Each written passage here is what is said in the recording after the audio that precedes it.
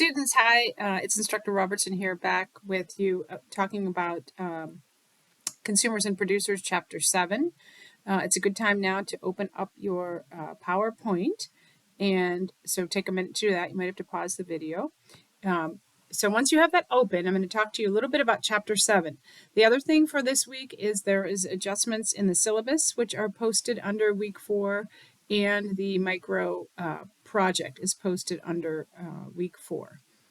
There are also 2 videos coordinating with Week 4 that I have up there that hopefully will help you understand the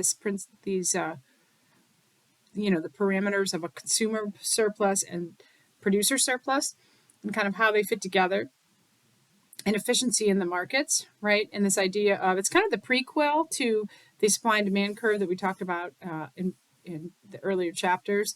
But anyway, this quantifies then what we are looking at when we are looking at the slopes and we are looking at equilibrium, and kind of gives us the basis for why equilibrium is so important and impactful.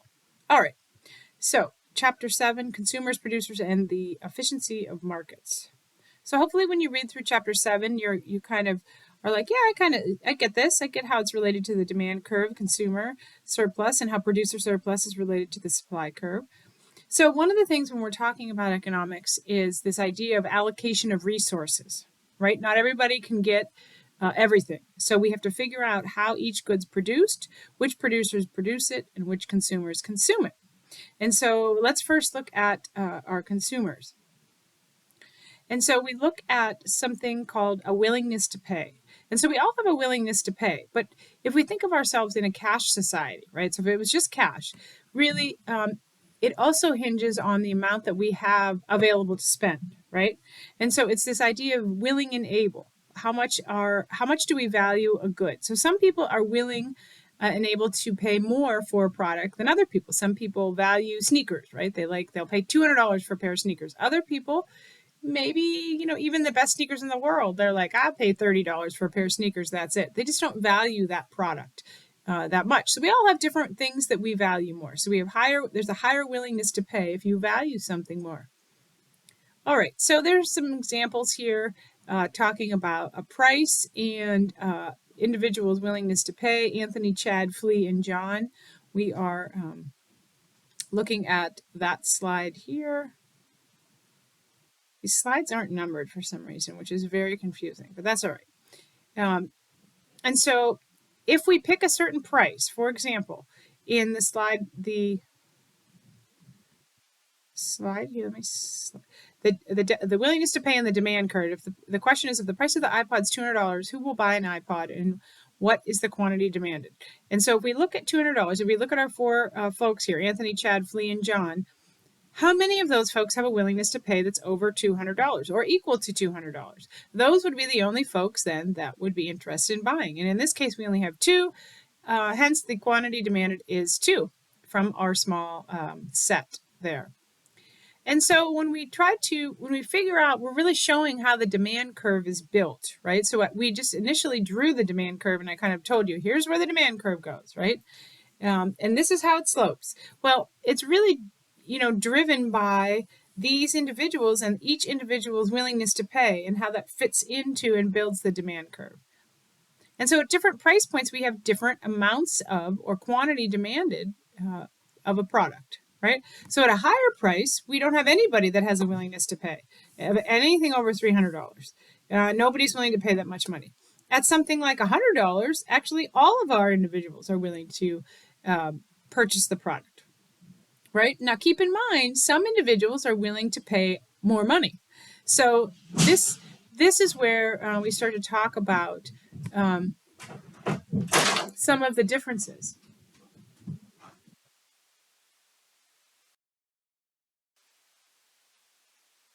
So let's resume our video. My golden retrievers busted down the gate and then broke into my office. All right, so looking at our individuals.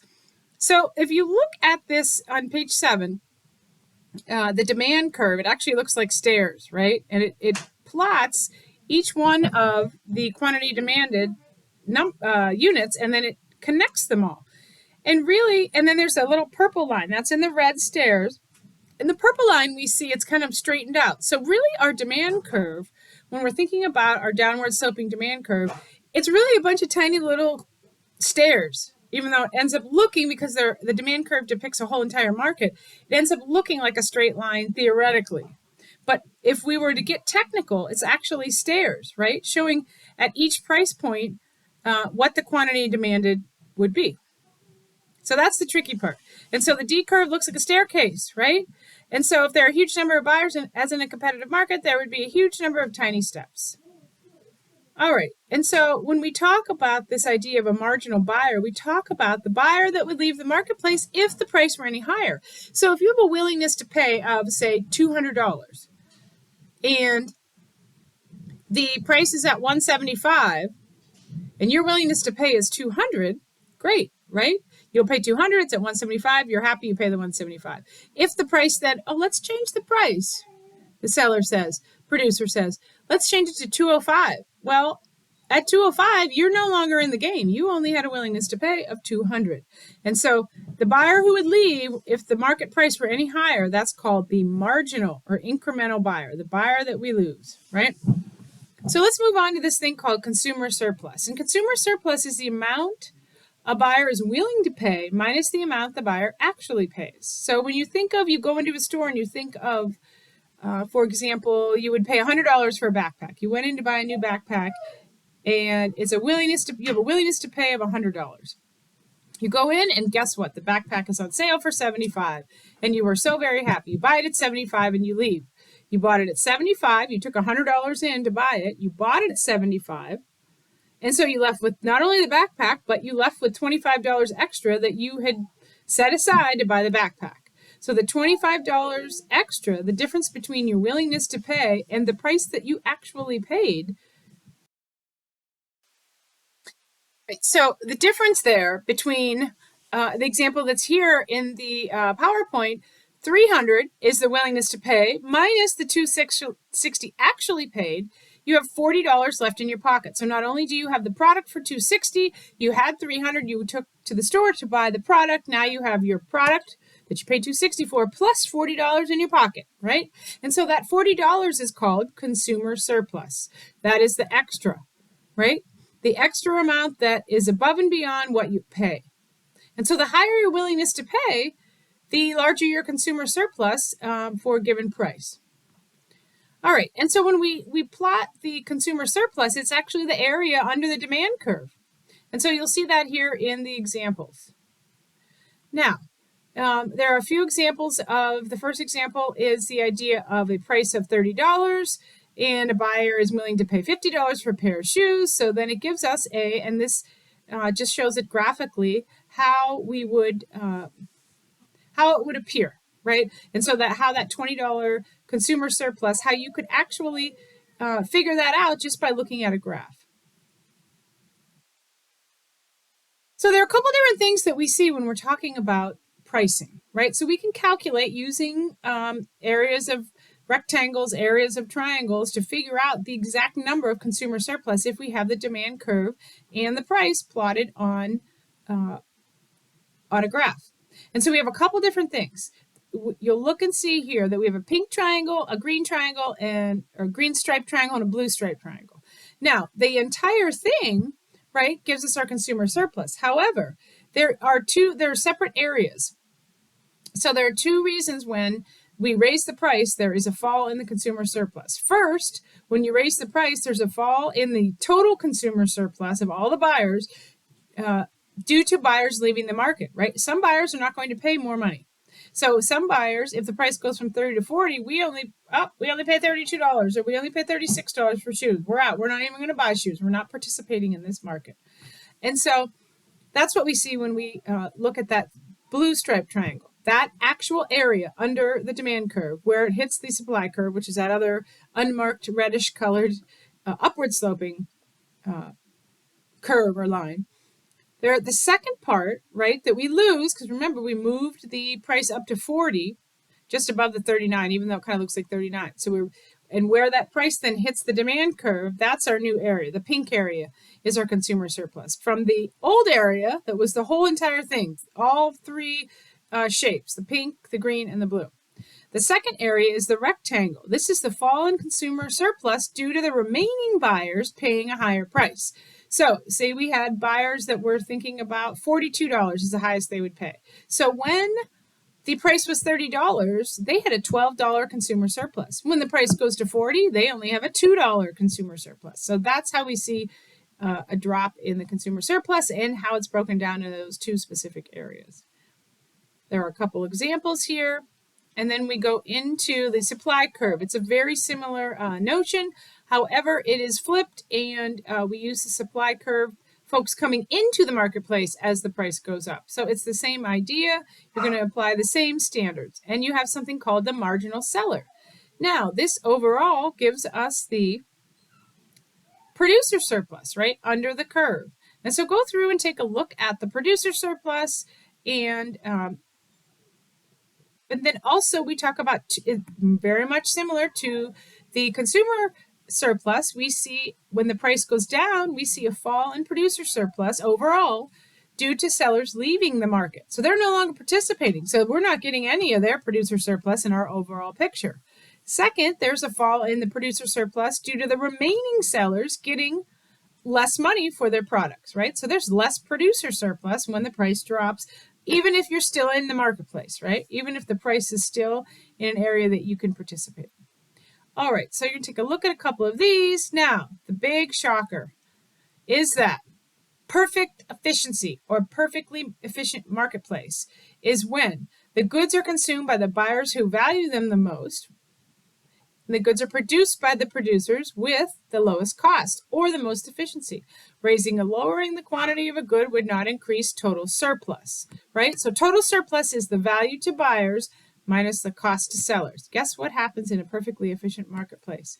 We have something called equilibrium, which is a beautiful thing, right? And if you look here on the slide talking about evaluating market equilibrium, what we see is the blue area, the CS, is the consumer surplus, and the yellow area is the producer surplus.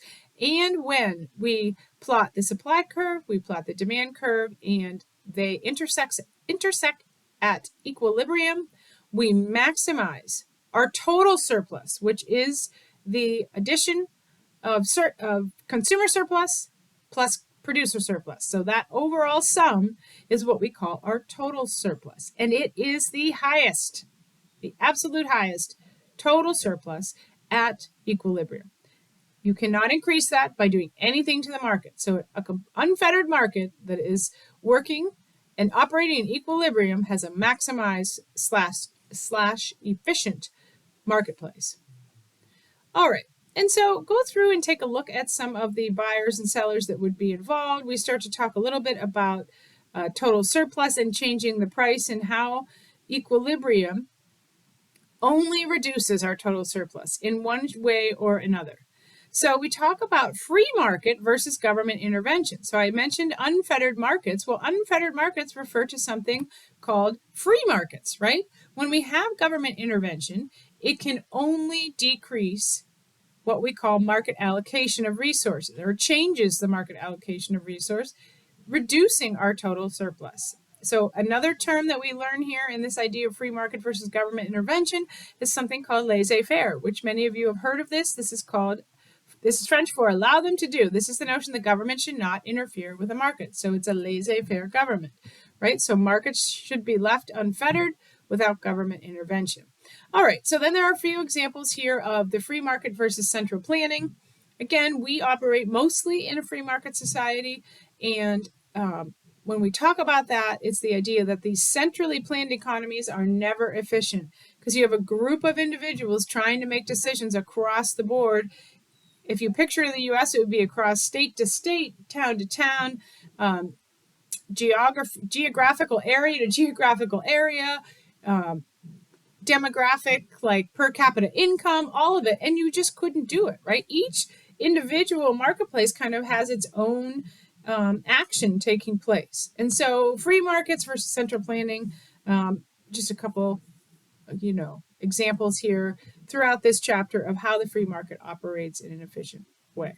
So go ahead and try the homework for chapter 7. Take a look. We'll pop here to the project. The project which you can start thinking about. You can use, if you've had courses where you've used a company to, or you've looked into a company for whatever reason, you've looked at their 10K, their annual report, or you've discussed things about a company, you can use the same company if you would like in this class. Purpose of the project is to try out microeconomic tools in the real world. And so what you're going to do is use economic concepts. So you're going to, as we move through the chapters, be able to analyze a large national or multinational company's product in microeconomic terms. Or if you have extensive knowledge of a local business, you could also, if you wish, I wouldn't recommend it, it'd be a little trickier, but if you'd like to, apply microeconomic analysis to the situation facing a local business. All right.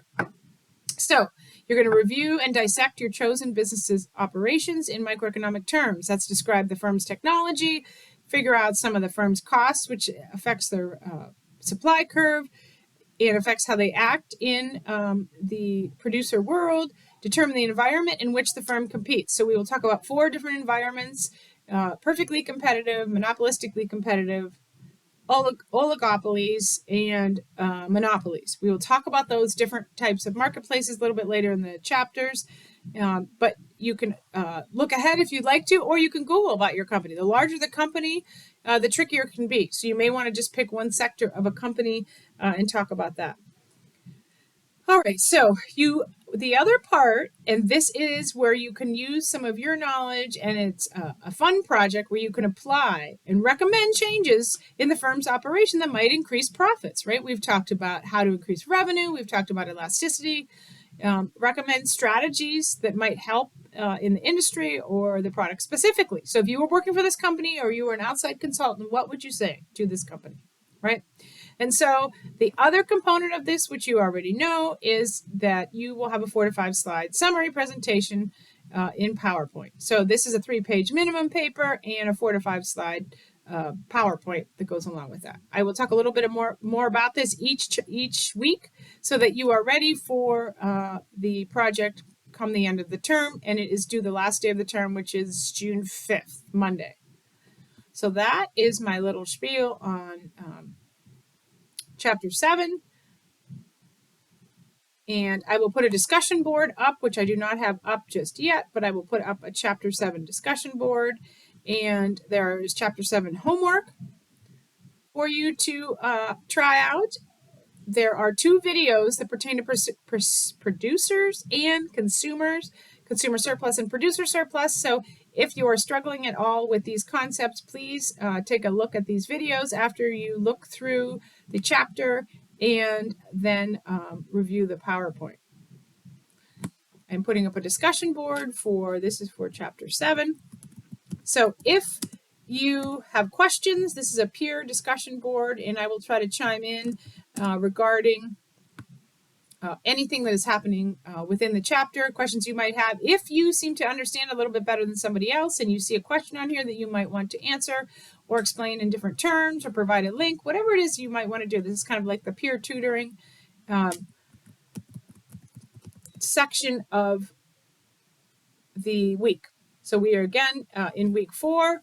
There is a Chapter 7 discussion board, and I hope that this video is not too long. I realize it is almost 20 minutes. If you have questions for me, as always, you can text me 814-490-6473 or reach out to me via email crobertson@ec3pa.org. I am in my office Tuesdays and Thursdays, 1:30 to 2:30, or by appointment at West Campus, or Monday and Wednesdays as well. I'm working to get your grade books updated, to keep sending me your homework, send me your questions, set up times to meet if you need help, email me questions, and my puppy is barking up a storm. So you have a wonderful evening, and I will get back at you guys very soon. Have a great week 4.